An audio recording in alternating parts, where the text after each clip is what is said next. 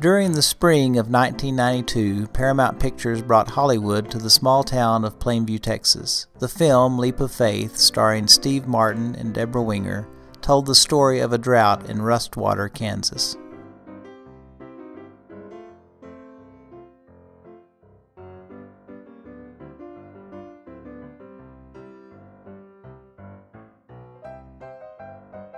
Despite the fact the fictional town of Rustwater was experiencing a drought, Plainview was not. Consequently, the directors had to visually create one. It was to be a drought, so we had to paint lawns brown, trees brown, and it rained like twice a week here.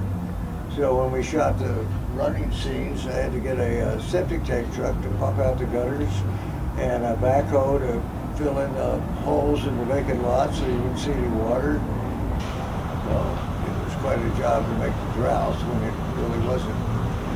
Supposedly this was the driest part of the country at that time, but the weather fooled us. Little did people know, Rustwater's drought would later become a reality for the people of West Texas. Director Richard Pearce referred to this as life imitating art. Well, the life imitating art was the shock of realizing when we came to Plainview to make the film, we had to create a drought. We had to sort of paint a picture of a drought, fake it.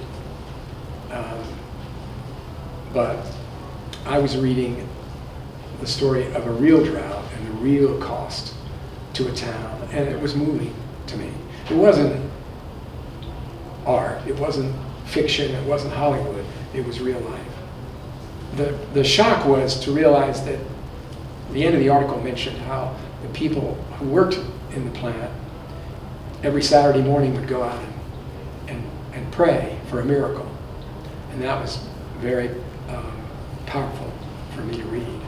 The drought affected Plainview greatly. It led to a cattle shortage, which in turn led to Cargill's closing down, which resulted in over 2,000 jobs lost and raised Plainview's unemployment rate to 15%. The drought that started back in 2009, when that resulted in the Cargill plant having to idle the Plainview facility because of the drought, it's impacted us greatly because it forced the closure of that plant. We lost 2,200 employees at the time as a result of the drought, the lack of cattle.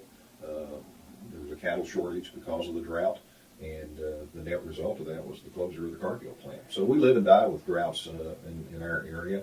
The farmers contend with it, the ranchers contend with it. It's just an ongoing act of nature, I guess, that we have to deal with from time to time.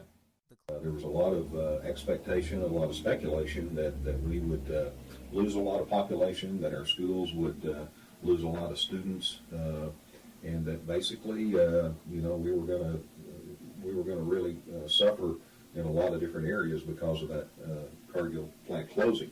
The reality of it was we ended up only losing less than half of what they anticipated we would lose in our school enrollment. And most of those numbers have been gained back at this particular time. Our sales tax numbers, sales tax revenue has rebounded nicely. We got a big grant for training the displaced Cargill workers. We were able to put many of them back into the labor force. Our unemployment numbers peaked out at about 15% when Cargill closed. They're now down at 4.1%.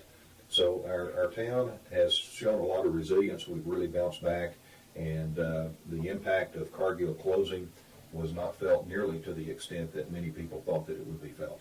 However, the Plainview community has come together. By promoting a Shop Local campaign and increasing sales tax percentage, Plainview has been able to improve the local economy. Strengthening our economy was essential since the closing of Cargill led to an economic decline. We get the sales tax revenue comes right back to us, and we're able to utilize those dollars in both the city and the county, and that's vitally important, is to keep a healthy sales tax, keep that up there, because that really it's kind of a yardstick. It's one of the economic indicators that you look at in terms of determining how healthy your economy is. You want to make sure that your sales tax revenue is holding and growing each and every month.